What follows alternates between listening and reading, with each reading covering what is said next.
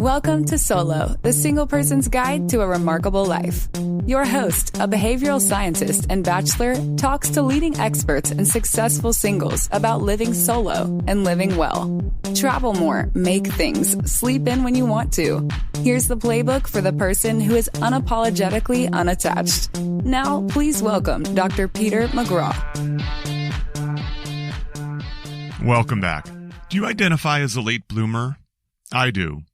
If you don't, it's not too late to grow later in life. This week I speak to the author of a book on late blooming. One of the major themes in the episode is that being solo allows you time, energy, and financial resources to grow. The author talks about how you may need to, quote-unquote, repot yourself somewhere different. And he presents 6 characteristics of late bloomers. And bonus material is back. If you stick to the end, my guest presents some notable late bloomers. In that vein, I'm going to read you part of a passage from George Lois's book, Damn Good Advice for People with Talent. He's the guy that allegedly Don Draper is based on in the show Mad Men. Here's lesson number 102. If you're reading this and you're approaching 50 years of age, remember that oak trees do not produce acorns until they are 50 years old. Charles Darwin was 50 when he wrote On the Origin of Species. At 52, Ray Kroc, a milkshake machine salesman, turned McDonald's from a small chain of restaurants into a humongous fast food empire. Dr. Ruth Westheimer became famous for her straight talk about sex when she was 52. Julia Child was just shy of 50 when she wrote her first cookbook. So I hope that provides you a little bit of inspiration. I hope you enjoy this episode. It's a good one. Let's get started.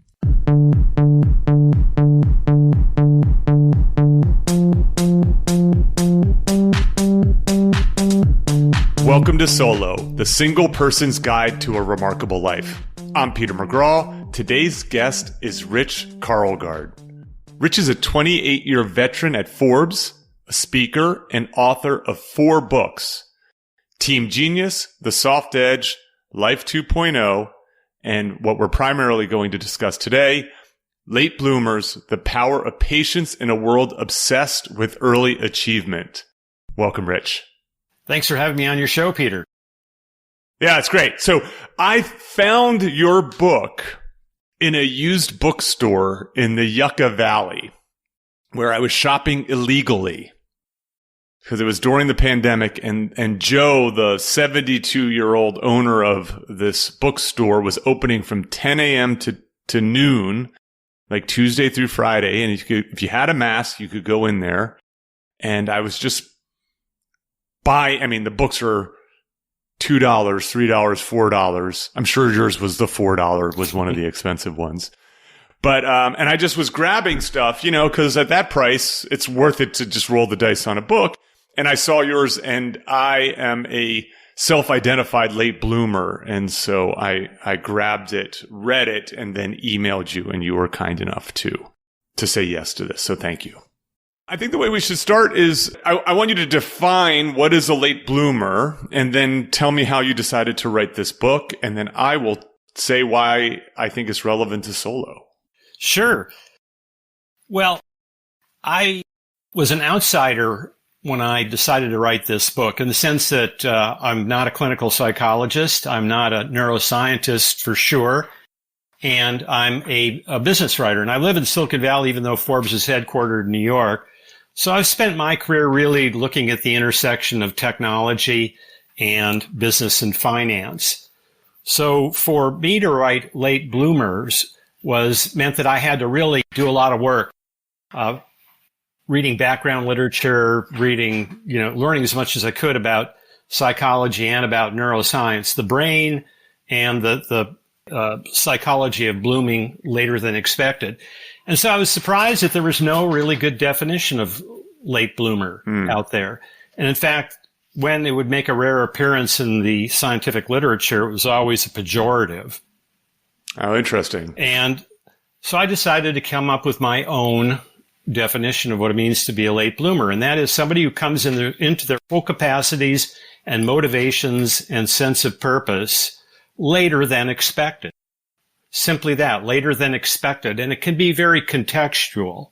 For instance, the quarterback Tom Brady won his first Super Bowl at age 24. You would say that he's an early bloomer, but hold the phone. Tom Brady only started 1 year of college at the University of Michigan, only started 1 year as a quarterback, and he was drafted in the 6th round of the NFL draft. 198 players were taken before Brady. So in the context of football, he was sort of a late bloomer, even though he won a Super Bowl at 24, because he came into his full capacities later than people expect you to in that field. So it's very contextual. A software coder who blossoms in their 30s would be a late bloomer. A philosopher or an historian who writes great history books or great books of philosophy in their 30s would be an early bloomer. I see. Yes. Because it's contextual to the field.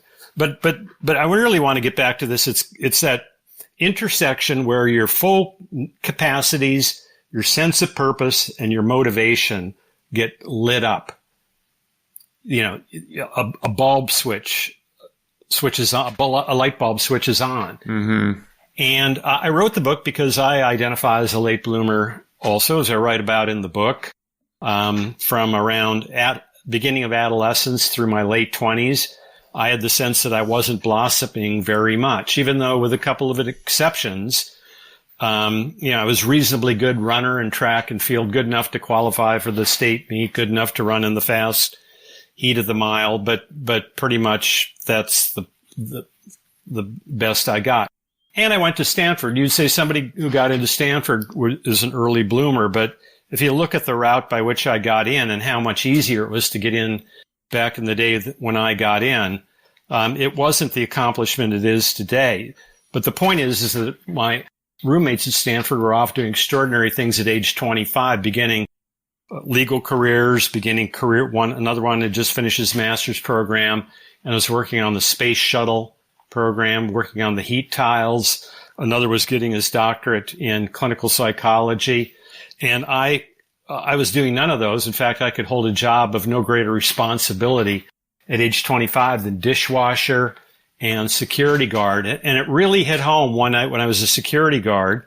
And I read about this in Late Bloomers, where I was a security guard at a trucking yard in San Jose. And I was making my rounds in my security guard's uniform and, having to key these places along the perimeter fence to show that I'd made my rounds. And I heard barking across the way, and I swung my flashlight around. And there was a very angry-looking dog, a Doberman or some kind of a dog like that was, if not for the chain-link fence separating us, would have torn me apart. Mm-hmm. And it occurred to me after my adrenaline started subsiding that on the other side of that chain-link fence was another trucking yard, and that other trucking yard's concept of a security guard was a dog. Yes. And so you're competing with the dog for your job. My professional colleague at age 25 was a dog. Right. So I remember that story. Qualifies me as a late bloomer. And I had the sense that my brain, the logical side of my brain, the ability to plan ahead and think ahead, all of that stuff that really defines us as fully functioning adults didn't even begin to happen until I was age 26 or 27. Mm-hmm. So I think that one of the things that you highlight that I liked a lot is, so if I want to just make sure I have your definition right. So you talk about capacity, motivation, and what is the third element of a late bloomer? Sense of purpose. Sense of purpose. Yes. I don't like the word passion so much because I think you can feel passionate about a restaurant that you just ate or a movie you just watched. Mm-hmm. Passion, as we use it in popular culture, is not as deep as sense of purpose is. A sense of purpose, the fact is the feeling that you're being well used and coming into your full capacities that, okay, this is what I really do. Mm-hmm. Scott Adams the cartoonist and writer, talks about his, building blocks of things. He came into his full capacities using building blocks of things that he was pretty good at. And when you added up all the things that he was pretty good at, you got to the point where he was uniquely good at what he did. Yeah, he calls it his skill stack. He's a great late bloomer story, I think. Yeah. Well, I think without the late bloomer perspective, he couldn't have come up with a cubicle rat character like Dilbert. Yes. And we're going to return. We're going to do a little bonus material. I'm going to dust off the bonus material here, and we're going to talk about a few famous late bloomers at the end here. So I like that idea about later than expected. And what's interesting is the expectations are skewed young because that's a newsworthy story, right? We pay attention to the prodigies, the 30 under 30, the 40 under 40. That makes good news. It makes good clickbait headlines. It's fun to think about Mark Zuckerberg inventing Facebook as a college student. I remember reading a TechCrunch article that did an analysis of successful founders and found that the solo 20-year-old, 20-something founder is outside the norm. They're more likely to be folks in their 30s, a pair, folks who've had businesses previously. That's not a sexy story. And yet those people are the ones who are often reaching capacity, have the motivation and sense of purpose. Since you mentioned TechCrunch, one of the things I've been able to observe is that younger people what they're really good at as entrepreneurs in the tech space is that they understand that they feel emerging trends in their fingertips, and they're really good at consumer technology. Mm-hmm. And so you look at, some of the iconic companies that were founded with founders in their 20s, from Apple to Microsoft to Google to Facebook. They all had those in common, and they were rapid scale companies. Apple a little less so because it's hard to scale hardware. It's easy to scale software, and particularly today, it's easier to scale. Yes. But when you look at enterprise technology, the Microsoft that Bill Gates and Paul Allen created is not the Microsoft enterprise giant that it is today. Yeah, or Salesforce or these big companies. Yeah. And I just did an interview yesterday with Bill McDermott, the CEO of ServiceNow. Okay. And ServiceNow was founded by a guy named Fred Luddy, who's the chairman of the board. And Fred Luddy founded ServiceNow a day before his 50th birthday. And ServiceNow's got a $75 billion market cap. And by the way, McDermott, is 58 or 59. When you look at enterprise software, enterprise tech, you don't find the young people as much at the top, because enterprise tech, it's a different kind of more mature sales cycle. It's not a hot fashion. And so even though I think Silicon Valley and Seattle have this image that it's only the young entrepreneurs that are getting things done, it's not true. It may be for a variety of reasons, because some of the biggest successes have been founded by people in their 20s. And as you say, it's a sexier story. Indeed. Yeah. And so for listeners who aren't familiar with this term enterprise, this is like a lot of what we call B2B, business to business. Exactly. So software as a service. This is when a company, you may sign up for Spotify, it costs you $10 a month, but you sign up for Salesforce for your company, it costs you millions of dollars, right? Like that's the difference between these kinds of. And it probably helps to have experience working in business before you try to build enterprise software. Yeah, exactly. So, that's one myth you could debunk. I think that Carl Schramm, who used to have the Kaufman Foundation, the largest philanthropic foundation in the United States that studies entrepreneurship, said the average age of an entrepreneur in the U.S. is 47. That's really fascinating. Yeah, and also I think it just takes sometimes reps. So to go back to Scott Adams for a moment, one of the things that Scott argues, and then also I'm sure you're familiar with this Silicon Valley character named Naval. So Naval is known as the angel investor, and he's turned into a bit of a philosopher these days. Talks about if you've developed skills and you keep trying to create businesses, eventually something is going to go your way. Given that you're going to be building, as Adams calls the skill stack, right? That you become a good coder, you become a good salesperson. You don't have to become elite in any of those things, but being in the 75th percentile in 3 or 4 things then leads you to be elite in a area. Yes. And one of the great things about late blooming entrepreneurs is that they become people they didn't think they were capable of becoming. A lot of what stops people from trying their hand at entrepreneurship is a fear of sales. They're introverted, or they maybe had a bad experience with salespeople and have a mistaken idea of what salespeople actually do, or they may have been a failed salesperson because they simply didn't care that much for the product that they were selling. Another one that stops people is they don't know how to keep books, they don't know how to do accounting, and they think that it'd be impossible to be in business if you didn't know those things.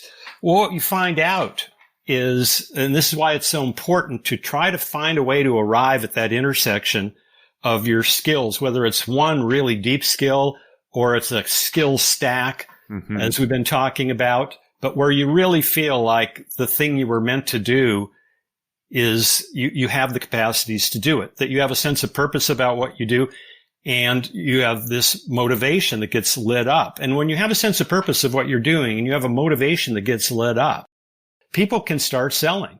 And people are able to leapfrog over the accounting problem and realize that they can hire accountants. Yes, right.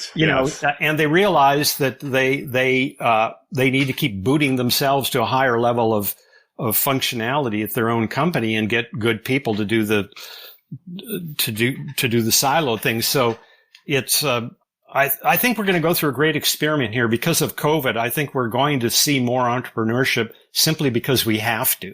Yes. I mean, people are going to become entrepreneurs because they have to. The 1970s wasn't a particularly good economic decade. It was certainly better than the 1930s, but it was a below average economic decade.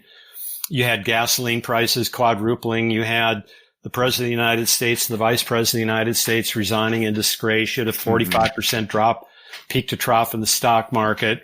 You had the president of the United States, Jimmy Carter, toward the end of the decade, talked about melees in the economy. And yet entrepreneurs came forward and the following companies were created in that decade: Apple, Microsoft, FedEx, Oracle, Charles Schwab.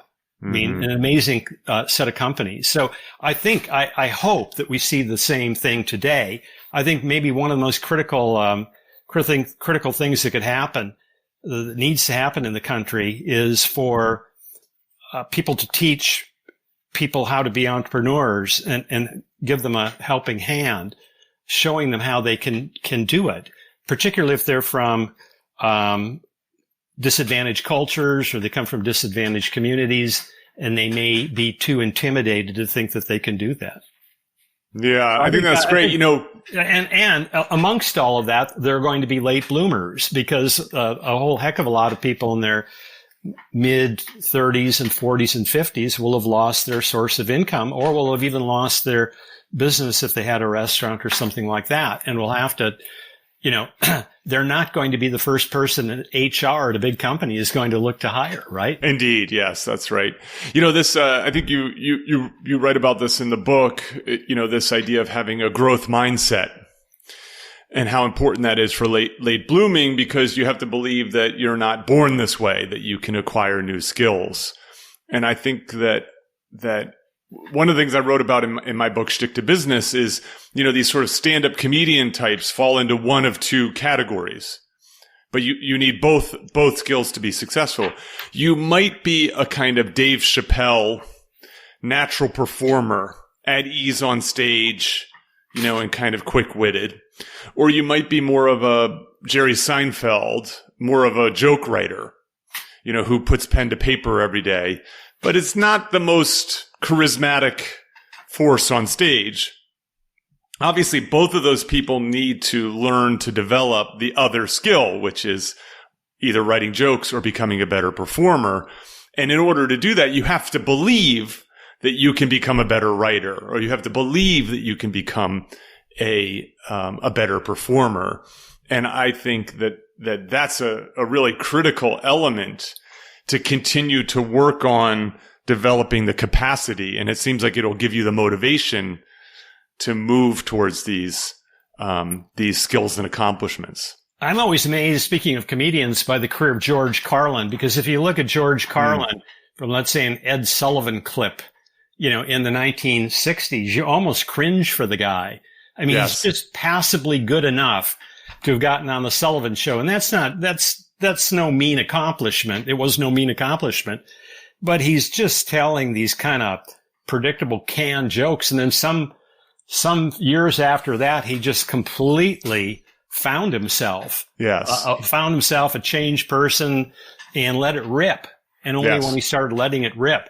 This growth mindset, I have to give a tip of the hat to Carol Dweck. Indeed. Carol Dweck wrote the book Mindset, and I interviewed her.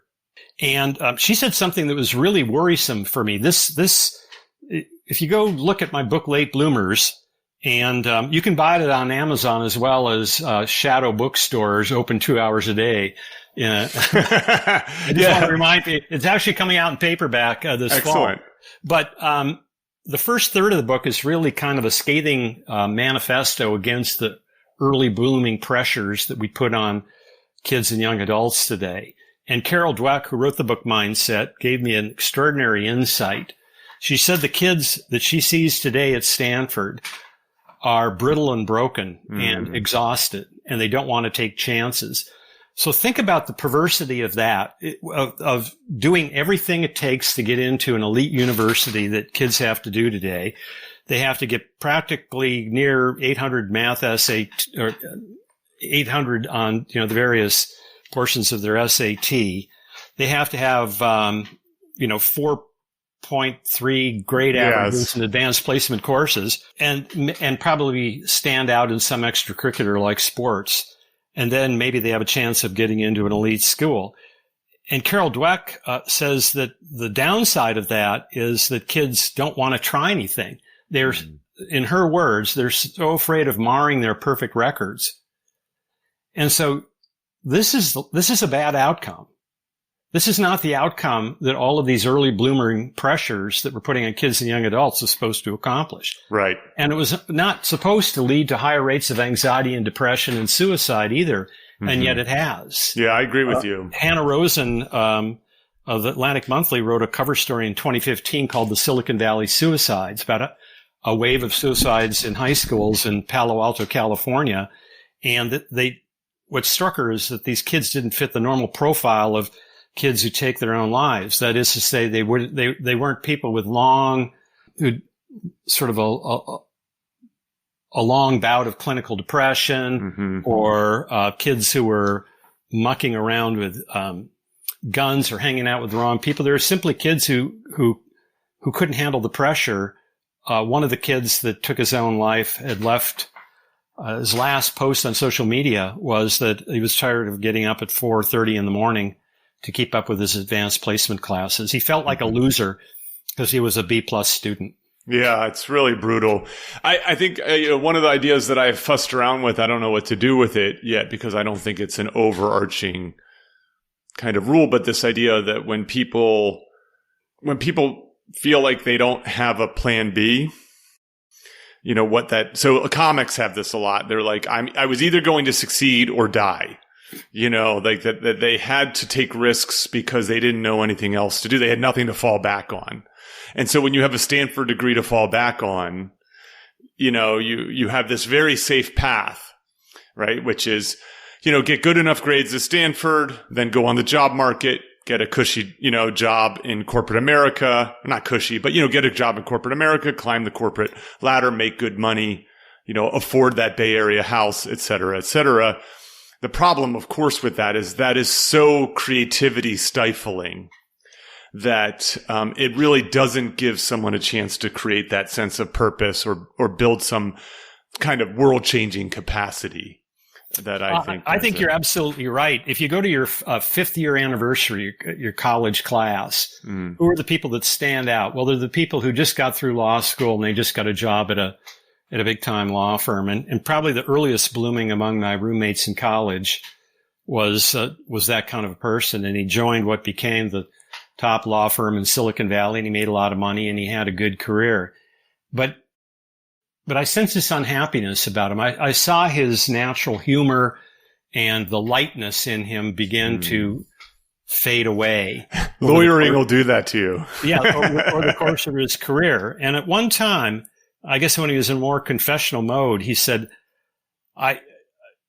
he confessed that he felt like a highly paid concierge service for the people who were really going out and doing cool things, which was building companies. Yes. And he said, I said, well, you could do that. And he says, I can't. And I said, why not? He said, the opportunity costs. Yes, right. He's sunk all those costs. Yeah. So can I ask? He later found an accommodation, and his accommodation was to step away from working with large, being a lawyer for the large companies. And he carved out this kind of venture law practice within his law firm where he would work with startup entrepreneurs and discount his fees and take some shares. I see. So he finally figured out a way to do that and re-blossomed, repotted himself into a different sort of legal career. Blooming late. Yeah. He bloomed early and then late. Bloomed early, and then he faded into an unhappy 30s and 40s, ugly divorce, all kinds of things like that. And then he finally repotted himself and bloomed again. I see. So we've covered so far sort of three areas that people can bloom late in. So we talked about art. So in the terms of comedy, obviously this happens actually in four places. So it can happen in sort of art. You can imagine comedy, music, etc. Business, entrepreneurship that we've talked about, academia, so this happens sometimes. Like there's research on the median age of scientists when they do their discoveries. And so there are different numbers for math or philosophy or psychology or whatever it is. And then, sports, right? So athletic achievements, right? So obviously this happens a lot, right? So someone comes into a league, a second round draft pick, and then ends up becoming a Hall of Fame, basketball player or something. Yeah, or look at Andy Reid, the coach of the Kansas City Chiefs. Yes, that's right. Wins his first Super Bowl, and no spring chicken there. And he, if you recall that game against the San Francisco 49ers, and I have to say that we who live in the San Francisco Bay Area we'll never forget it, because we saw the collapse of the 49ers against the Chiefs in the last 8 minutes of the game. They were firmly in control until they weren't. And San Francisco's head coach is a brilliant young man. I mean, he's got a career ahead of him. And Andy Reid was old enough to be his father or more. The grizzled old veteran. Grizzled old veteran. And yes. At the end of the day, the grizzled old veteran found a way to get, with obviously the best quarterback in the game, Patrick Mahomes, too. But they figured out a way to disrupt the 49ers' momentum and get back in the game and pull a rabbit out of the hat and win. So at least, maybe not Patrick Mahomes, who's an early bloomer, but Andy Reid is a great inspirational late bloomer. Yeah, it's great. So obviously this can happen in, intellectual, physical, creative, domains. So this can be rather broad. Part of the reason why, for a podcast called Solo, The Single Person's Guide to a Remarkable Life, there's two things going on here. One is this is targeted to people who are, focused on autonomy in their life. And, so they may be partnered in some way. They may be dating. They don't, but they're not sort of walking a traditional path of marriage, children, the white picket fence and so on. And my argument is that these people have opportunity. That is, they have time. They may have energy. They may have resources that they can dedicate to things that the typical American doesn't, because they're living that traditional, raising family, settled and so on and so forth. And then I like the term remarkable because it suggests that they are doing something that's worth remarking on. That is, it's something that people talk about, think about, look at, and, that there's something elevated about what they're using this time and energy and resources for. And so, why talk about late bloomers? Well, I mean, my argument, and I'm curious what your reaction is to this, is that people who are solo, who are single, or who get divorced, for example, may have more opportunity to develop late. That they have a chance to work on those capacities, that they can focus their motivations, they can develop a sense of purpose outside of the ones that are sort of the obvious ones, like you were talking about your friend who's like, you go to law school, what do I do next? You get a job at a law firm, what do you do next? You get married, what do you do next? You have kids, what do you do next? You know what I mean? You retire, what do you do next? You die, right? That kind of path. And so I'm curious your reaction to that logic that I have, that there might be a special opportunity for my solo listeners to develop later than they might think that they could have or should have. I've got a chapter in the book on this concept of repotting. And I think it's so important if you want to bloom, if you want that feeling that you're at the intersection where you were meant to be. That is the intersection in life where your full complement of talents, your full motivational engagement, and your sense of purpose, your sense of mission is so deep that you feel literally lifted towards some destiny. And what prevents people from doing that? Part of it is our obsession with this early achievement. We see it at school, we see it in sports. I talked a little bit about that, and the first third of the book is kind of an angry manifesto about that. And the last half of the book is, well, now what do we do about it? In a culture that rewards and celebrates early bloomers, what should the late bloomers think about? Well, they have these capacities that keep getting better. Some things like your ability to do math really fast. That's going to be something you probably do really well in your 20s. High frequency traders, people are writing software code under time pressure.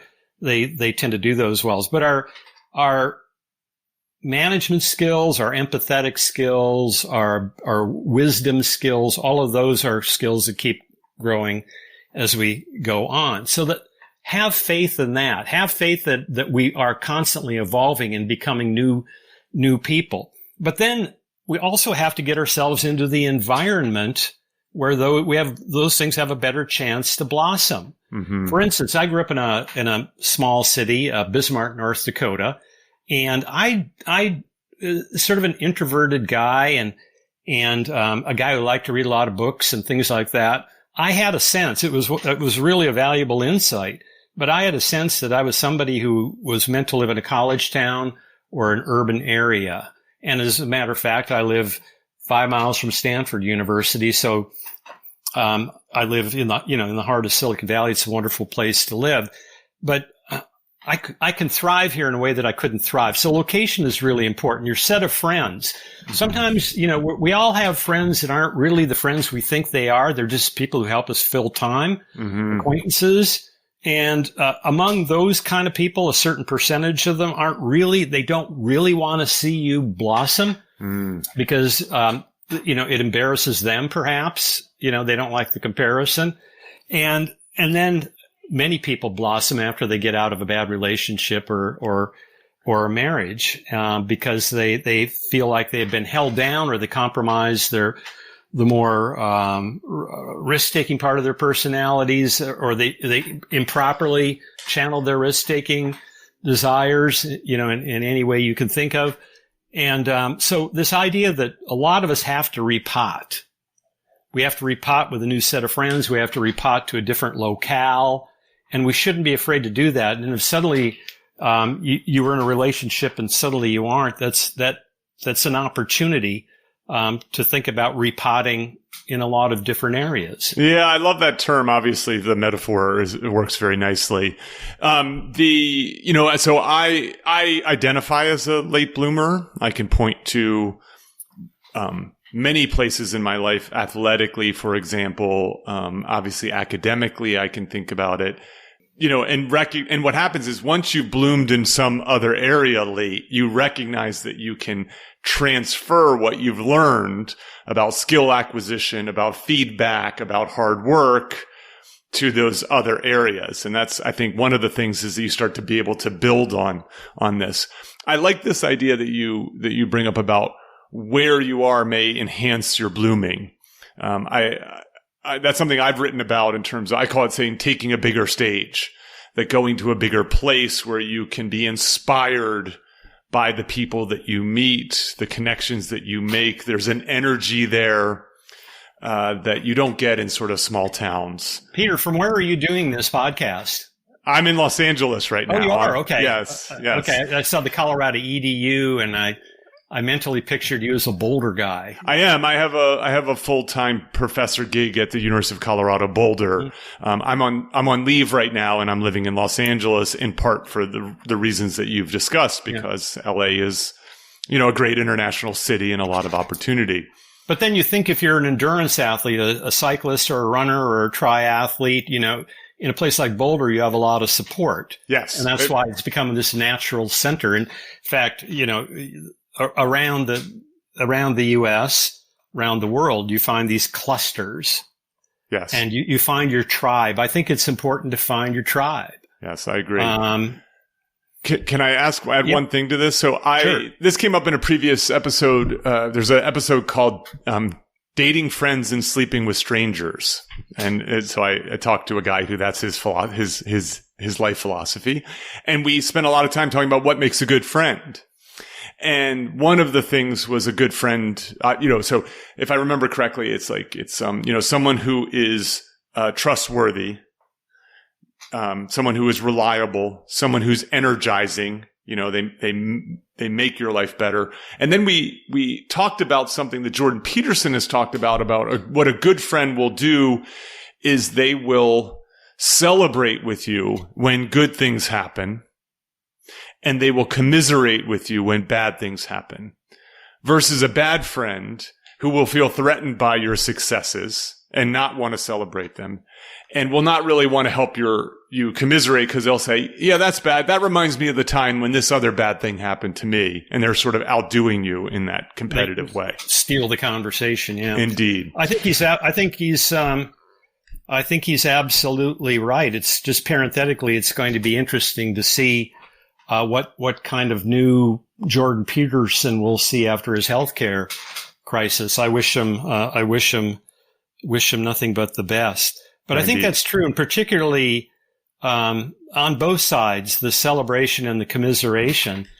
And you see, you have to be kind of alert to signs. People you think are friends, but they're a little snarky with you. They're always anything serious turns into irony. They're throwing up what they're due. They may be occasionally fun to hang around with and probably even more fun to party with, but what they're really doing is throwing a barrier up, and telling you I don't want to engage at that level. And that's fine. I think it's really helpful to see those people for who they are. They may be just fun acquaintances, and that's all. Yeah. And of course, this extends to partners, right? So you were talking about people who get divorced, right? So they have a partner who has been holding them back.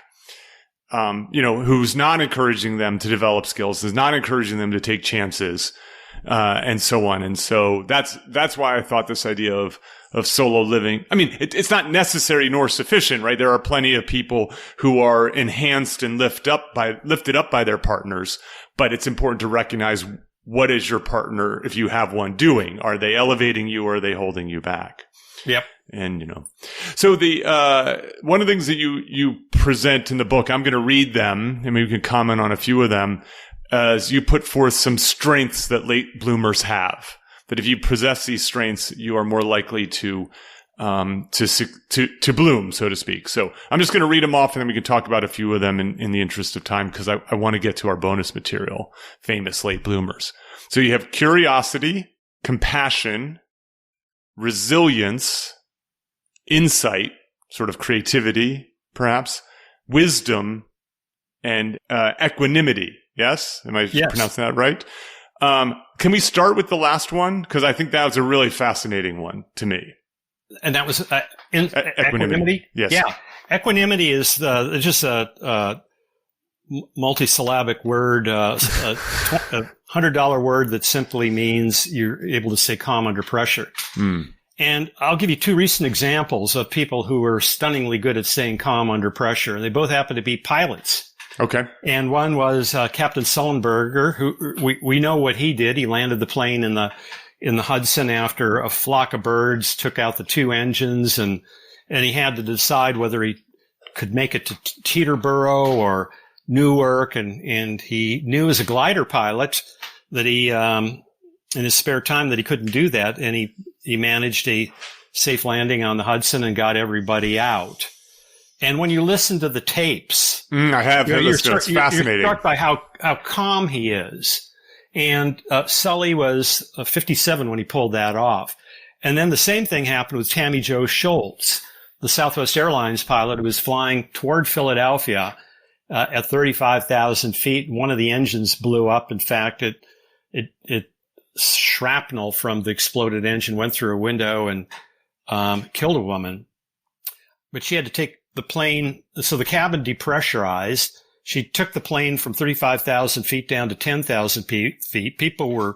Stuff was flying around. People were screaming. People were vomiting. And she got the plane under control and she landed in Philadelphia without incident. The same thing. You listen to the air traffic control tapes and she's as calm could be. And it turns out that Tammy Jo Schultz,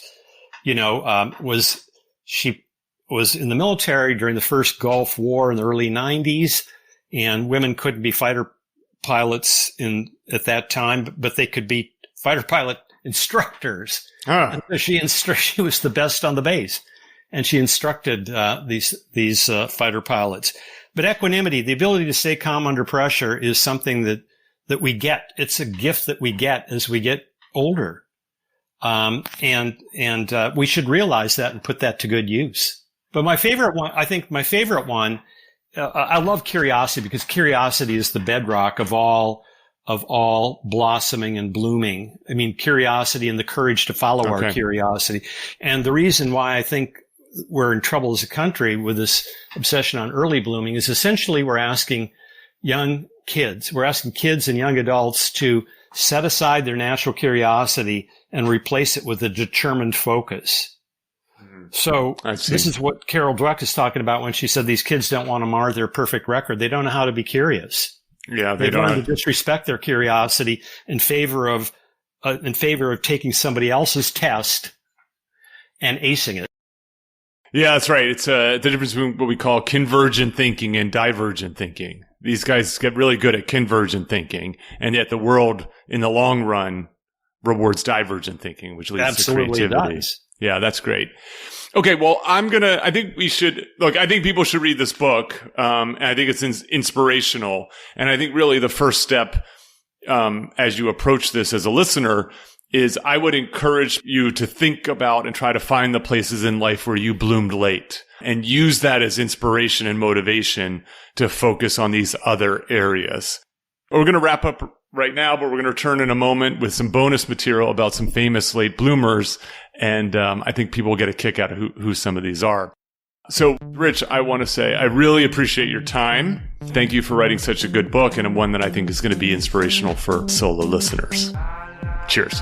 Thank you.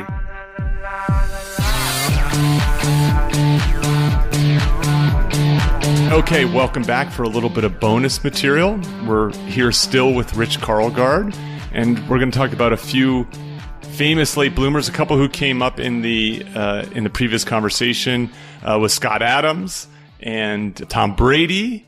Who else do you have, Rich? People might know or might not know who fit the description of late bloomer. Well, the actor Morgan Freeman is a classic late bloomer. He toiled away on the stage. I believe he appeared in his first movie at age 53. And then once people got a look on him on the big screen and heard that iconic voice and that just wonderful, soulful person that he is career took off, he also learned to fly a plane and eventually piloted his own jet from Hollywood to this large plot of land that he has in northern Mississippi. So he bloomed. He not only bloomed in his professional career, he bloomed in his avocation, because his professional career success allowed him to become a pilot and eventually own and fly his own jet. It helps to have millions of dollars if you want to become a pilot. Yeah. I always thought airplanes flew on the Bernoulli principle, but they fly with money. It takes money to hoist an airplane in the air. Hey, he's a great one. He's a great one. Yeah. A person who's not perhaps known in popular culture, but is an iconic figure in Silicon Valley, where I live, is the entrepreneur Diane Green. Up until a year and a half ago, Diane Green was the CEO of Google Cloud at age 63, by the way. But Diane made her first big success with a company she founded with her husband called VMware. Oh, yes. Diane started VMware in her 40s. And she didn't even get her advanced degree in computer science until she was in her 30s. She had a passion for small sailboats and kiteboarding and things like that. She worked at Coleman Camper Company for much of her 20s. So she knocked around, kind of a classic, knocking around, trying different things, mainly in the recreational fields, and then decided around her mid-30s it's time to go back and get a degree, and she did. And then in her 40s, she created VMware. Well, VMware today is worth about $60 billion. It's still a great software company. There are a lot of people like that. Maybe, one of my favorites, I have to mention the football coach, Bill Walsh. Okay. Who coached the San Francisco 49ers to 3 Super Bowl wins in the 1980s. And he did not have his first head coaching job of any kind other than semi-pro football, which is just, played on lumpy fields and with bar bouncers, I guess. Heavy on the semi, light on the professional. Exactly. Yeah. Did not have his first head coaching job of any kind until he was 47 years old. I see. But he allowed all of these things to percolate in his mind. And when he was head coach of the semi-professional team, the San Jose Apaches, he began to experiment with ideas that he couldn't have done if he had been in a professional football program at the time. It would have been considered too radical. And that was he imagined what a football offense would look like if it was run as if you were inbounding a basketball against a full court press. Because he had seen a high school practice the day before. He decided to do, and you do it with a bunch of pick and rolls, and you have a lot of people in motion, and you have to have the inbound, whoever's inbounding the ball has to be able to track his 4 teammates at the same time. So he said, what would it look like if I had a quarterback like that? And people forget that the quarterback that he drafted, Joe Montana, Montana was well known as a quarterback at Notre Dame, but Joe Montana almost pursued basketball. Instead, he had a full ride at North Carolina State under Jim Valvano. And the rap on Montana as a quarterback is he had a weak arm. But Walsh saw that he was a point guard. His arm was good enough, but the thing that he valued, Montana was able to, like a good point guard, see everybody on the court or the field. And that was the genesis of the West Coast offense, which still gets practiced in one form or another today. Yeah, that's a great one. Yeah, I like the fact that there's this sort of time, you have some time to experiment, the ability to take risks, the fact that you're pulling in some of these examples from other areas, that you can learn from other domains. And if you're too young, you haven't had enough experience widely to be able to do that. And in fact, you're actively discouraged to do it. Yes, that's because right. Again, you're asked to trade your curiosity to look into adjacent fields and see, what could I borrow from this? What could I borrow from that? And acquire your skill stack, to use Scott Adams' wonderful terminology, to build your own skill stack as opposed to following the cookie cutter template that society is throwing at you. Yeah, that's great. That's well said. Rich, I really appreciate your time. I really hope this inspires people to pay attention, not to the 30 to under 30 crowd, but like the 70 under 70 crowd, which I want to be part of someday. So thank you so much.